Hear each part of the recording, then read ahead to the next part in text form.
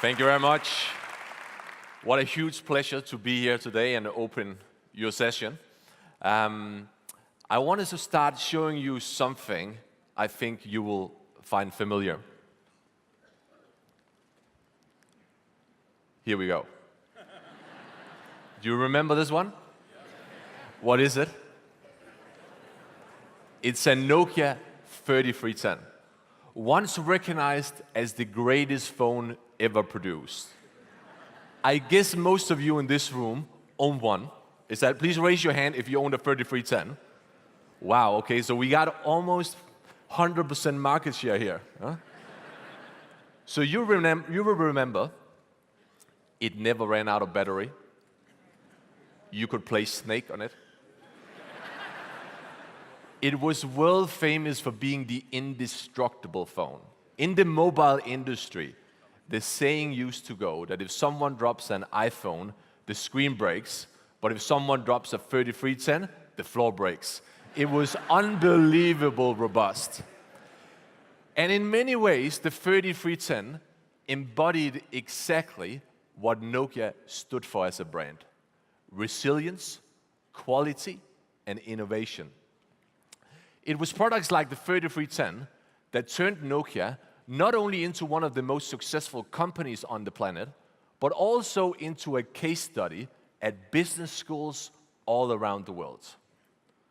Why do you think I bring it up today? Because Nokia is obviously not just a story about success. It's not just a story about this company that at its peak was able to get people to follow the mission with religious conviction. Nokia is also the story about a company that in the rush from its success completely lost the mojo. From 50% global market share to 3% in less than 5 years. And it made me think that while we talk a lot about how does an organization achieve success, maybe we don't talk enough about some of the challenges that often follow success in any organizations: arrogance, complacency, resistance to change. And I actually believe that that conversation is more important to have than it's ever been before. And the reason is this. This graph shows the relationship in development between human average lifespan, the green line, and corporate average lifespan, the red line, over the past 50 years. It's a really interesting paradox, right? Human beings live longer and longer, but companies live shorter and shorter. And there's nothing to suggest that this development is going to slow down. You see that as well. New technologies, digitization, speed of change goes up. So as leaders, we need to think more than ever about how do we keep our organizations relevant and fresh? How do we keep complacency out of the building?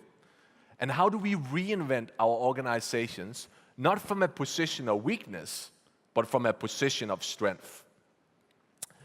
So you may be thinking now, what's to worry about? Because I run an organization, it's quite successful, we're doing pretty good. Here's the thing.